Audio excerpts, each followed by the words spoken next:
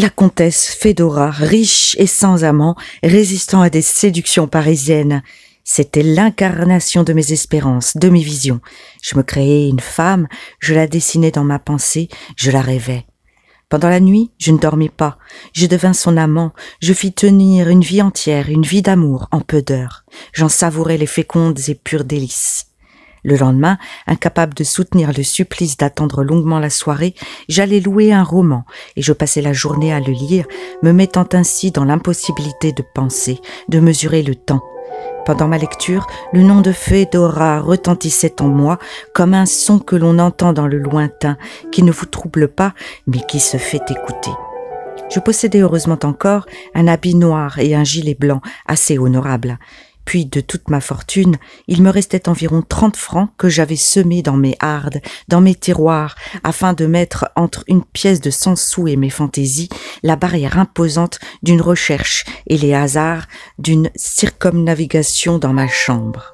Il semble que nous n'achetions jamais le plaisir assez chèrement.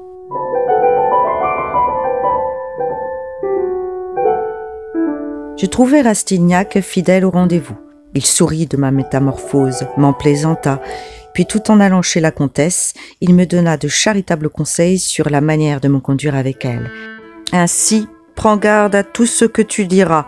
Elle a une mémoire cruelle, elle est d'une adresse à désespérer un diplomate, à deviner le moment où il dit vrai. Beaucoup de jeunes fats, et même le fils d'un pair de France, lui ont offert un nom en échange de sa fortune. Elle les a tous poliment éconduits.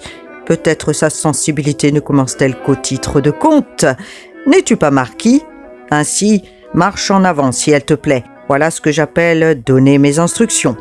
J'aperçus une femme d'environ 22 ans, de moyenne taille, vêtue de blanc, entourée d'un cercle d'hommes, mollement couchés sur une ottomane et tenant à la main un écran de plumes.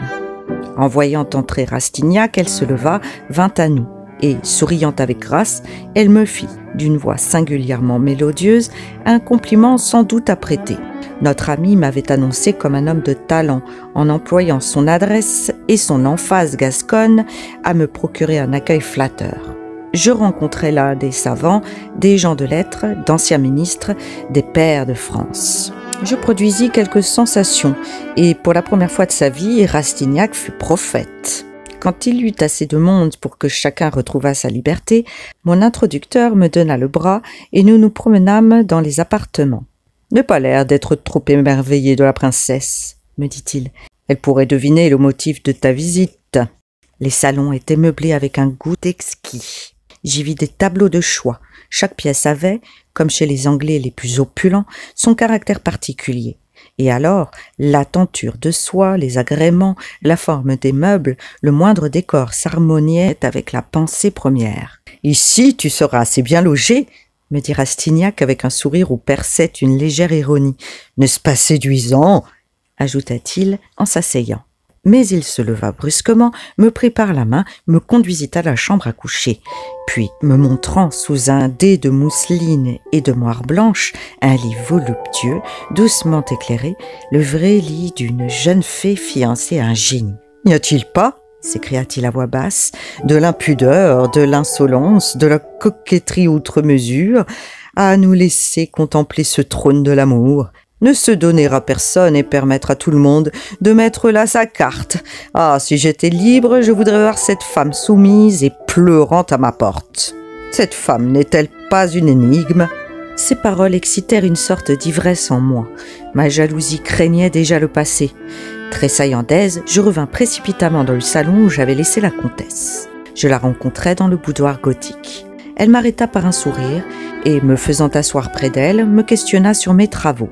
Et parut s'y intéresser vivement, quand au lieu de vanter gravement en langage de professeur l'importance de ma découverte, je traduisis mon système en plaisanterie. Elle me fit des objections qui me révélèrent une incroyable finesse d'esprit. Je piquai sa curiosité.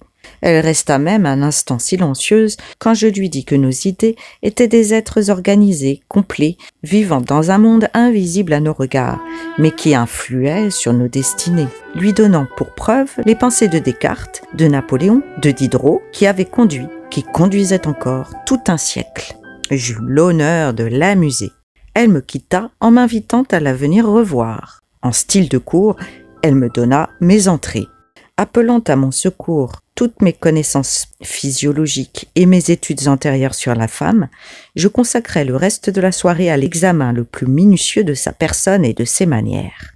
Je reconnus dans sa démarche un mouvement brisé si doux, une ondulation de robe si gracieuse, elle excitait si puissamment le désir que je devins alors très incrédule sur sa vertu. Si Fédora méconnaissait aujourd'hui l'amour, elle avait dû jadis être fort passionnée. Enfin, je trouvais la passion empreinte en tout, l'amour écrit sur ses paupières italiennes, sur ses belles épaules dignes de la Vénus de Milo, dans ses traits, sur sa lèvre supérieure un peu forte et légèrement ombragée. Il y avait certes tout un roman dans cette femme. Je sortis ravi, séduit par la femme, enivré par le luxe, chatouillé dans tout ce que mon cœur avait de noble, de vicieux, de bon, de mauvais. Alors, en me sentant si ému, si vivant, si exalté, je crus comprendre l'attrait qui amenait chez cette femme tous ces artistes, ces diplomates, ces agioteurs doublés de tôle comme leur caisse, ces hommes de pouvoir. Elle ne s'était donnée à aucun pour les garder tous. Je revins à pied du faubourg Saint-Honoré où Fédora demeure. Entre son hôtel et la rue des Cordiers, il y a presque tout Paris, mais le chemin me parut court et cependant il faisait froid. Entreprendre la conquête de Fédora dans l'hiver, un rude hiver, quand je n'avais pas 30 francs en ma possession, quand la distance qui nous séparait était si grande, un jeune homme pauvre sait, seul, ce qu'une passion coûte en voiture, en gants, habits, linge, etc. Et si l'amour reste un peu trop de temps platonique, il devient ruineux.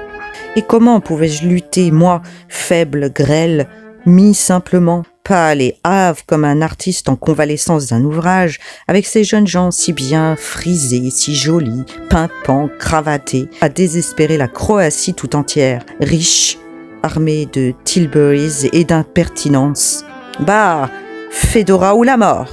criai-je au détour d'un pont. « Fédora, c'est la fortune !» Et le beau boudoir gothique et le salon à la Louis XIV passèrent devant mes yeux, et je la voyais, elle, la comtesse, avec sa robe blanche, ses grandes manches gracieuses et sa séduisante démarche, et son corsage tentateur. Quand j'arrivais dans ma mansarde nue, froide, aussi mal peignée que la perruque d'un naturaliste, j'étais encore environné par toutes les images du luxe prodigieux de Fédora. Ce contraste était un mauvais conseiller. Les crimes ne doivent pas naître autrement. Ce cœur de femme était un dernier billet de loterie chargé de ma fortune.